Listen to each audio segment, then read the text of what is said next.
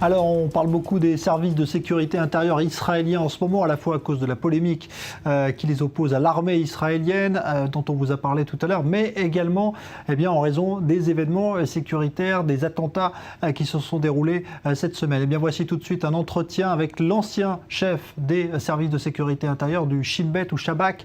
C'est selon Avi Dirter, rencontré cette semaine par Mathias Inbar lors d'un sommet sur la sécurité intérieure qui avait lieu en Israël. Entretien tout de suite. Avi Dirter, bonsoir. Merci de répondre à nos questions. Pouvons-nous parler aujourd'hui d'une troisième intifada ?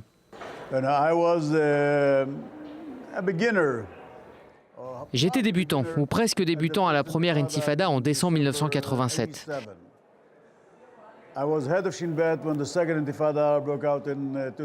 J'étais directeur du Shin Bet quand la seconde intifada a éclaté en 2000.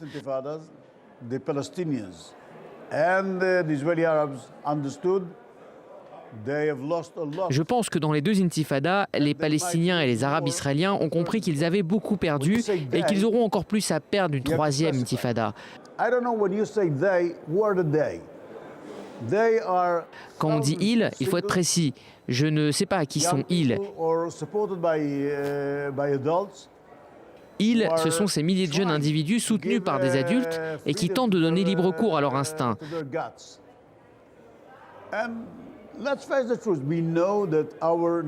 Soyons francs, nous savons que nos voisins ne nous aiment pas. Nous avons un traité de paix avec l'Égypte, mais il concerne les dirigeants égyptiens, pas le peuple égyptien. Nous avons un traité de paix avec la Jordanie, mais il concerne l'élite politique jordanienne, pas le peuple jordanien. Nous avons un traité de paix avec les Palestiniens, nous n'avons pas annulé les accords d'Oslo, ni les accords de White Plantation, ni les accords du Caire. Mais malgré cela, nous avons dû affronter une seconde intifada et de nombreuses émeutes. Au cours des années, nous avons eu plusieurs cycles de violence. Si vous vous souvenez, en 1996, avec l'ouverture des tunnels à Jérusalem. En 1998, encore un cycle de violence qui a coûté la vie à de nombreux Israéliens, dont des officiers haut gradés de l'armée. Ce n'était pas une intifada, personne ne s'en souvient, à part les membres des unités antiterroristes. Je pense que quand la troisième intifada éclatera, nous le saurons.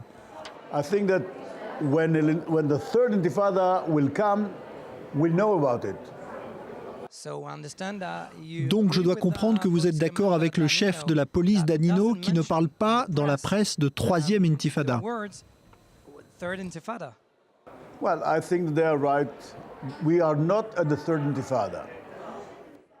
Je crois qu'il a raison. Nous ne sommes pas dans une troisième intifada. Les circonstances risquent-elles de nous mener vers une troisième intifada ? Oui, car l'intifada commence lorsque eux perdent le contrôle et nous perdons le contrôle. Il faut que les deux camps perdent le contrôle.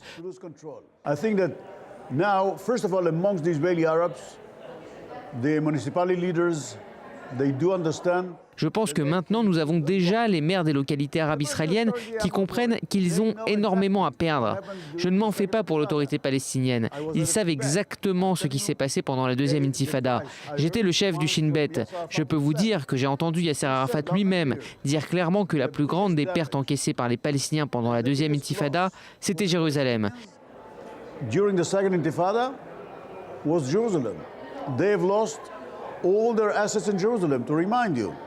Ils ont perdu tous leurs atouts à Jérusalem. Je vous le rappelle, ils étaient certains que les Arabes de Jérusalem-Est étaient aussi immunisés que l'ambassade et le consulat américain à Tel Aviv.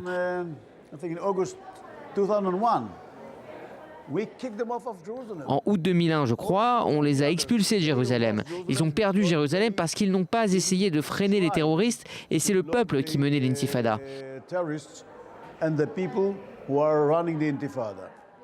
Ce n'est pas qu'on aime l'intifada. L'intifada est une situation où les deux côtés sont perdants. Je pense qu'ils ont beaucoup plus à perdre que nous.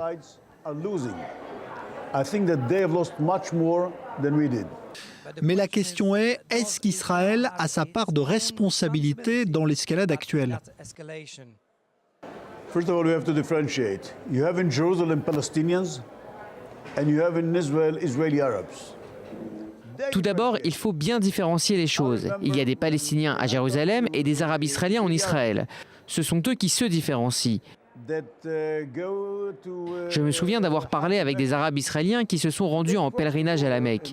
En traversant la frontière par le pont Allenby, les Jordaniens leur ont demandé qui ils étaient, mais aucun n'a répondu « je suis palestinien ». Ils ont donné 3 réponses différentes. « Je suis arabe israélien »,« je suis arabe de l'intérieur » ou « arabe de 1948 ». I'm Arab Israel, Israeli Arab, or Arab al-Dakhil, inner Arabs, or Arab 48, the Arabs from 48. Ils savent que même en Jordanie, c'est mal vu d'être palestinien, même si 70% des Jordaniens sont palestiniens. Although 70% of them are Palestinians. But the thing that we have to differentiate with the Israeli authority. Je pense que les autorités israéliennes, la police ou autres, doivent faire la différence entre Arabes israéliens et Palestiniens de Jérusalem. Israeli Arabs and Palestinians in Jerusalem, because the Palestinians in Jerusalem, 300,000 of them.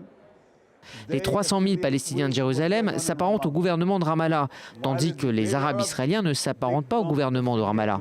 Ils ressentent une certaine compassion, mais pas plus. They feel sympathy, but not more than that. I've never met, in my 43 years of experience with Israeli Arabs, I've never met one. En 43 ans d'expérience avec les Arabes israéliens, je n'en ai jamais rencontré un seul qui était prêt à quitter Israël pour Ramallah, Hébron, Gaza, Beyrouth, Damas ou ailleurs. Pas un seul. Gaza, Beirut, Damascus or elsewhere. Not even one. And once I asked, in a conversation, I asked someone, so why don't you go there? And he told me, Une fois, j'ai demandé à un Arabe pourquoi. I want to sit with my friends. Il m'a répondu « Avi, je veux m'asseoir avec mes amis, maudire l'État d'Israël, maudire le chef de la police, maudire le Premier ministre, aller me coucher et dormir en sachant que je me réveillerai dans le même lit. Ce serait impossible à Ramallah, à Damas, nulle part. » I'm going to wake up in the same bed. That will never happen to me, neither in Ramallah, nor in Damascus, nor in any other place. Donc vous pensez qu'Israël doit se défaire du problème palestinien? No, Jerusalem is a different issue than Israeli Arabs. I think Jerusalem bears many sensitive. Jérusalem est un problème différent de celui des Arabes israéliens. Je pense qu'à Jérusalem, il y a beaucoup de sensibilité et beaucoup d'autres problèmes. There are some neighborhoods that it's a mixture between. Il y a des quartiers purement palestiniens à Jérusalem, d'autres sont mixtes avec des habitants palestiniens et juifs. Ce sont des problèmes différents. Je pense que tout Arabe israélien doit se souvenir qu'avant tout, c'est un citoyen israélien. First of all, an Israeli citizen. That is, first of all, under the Israeli law. We have to remember. Qu'avant tout, il est soumis à la loi israélienne. Les autorités israéliennes, le gouvernement et la police israélienne, le ministère de l'économie, le fisc, tous doivent se souvenir que nous devons avoir accès à chaque village arabe, chaque quartier arabe, pour pouvoir faire ce que nous avons à faire. Every single Arab village, into every single Arab neighborhood, whatever is needed to do, either to arrest Que ce soit pour procéder à une arrestation, collecter des impôts ou quoi que ce soit d'autre. Autrement, ce serait comme d'autres endroits du monde et vous devez savoir mieux que moi ce que c'est d'entrer dans certains quartiers de Marseille. You know better than me. What does it mean to go into some neighborhoods in Marseille? Je répète ma question. Vous pensez qu'Israël doit se séparer de ses habitants palestiniens à Jérusalem et plus globalement se défaire du problème palestinien?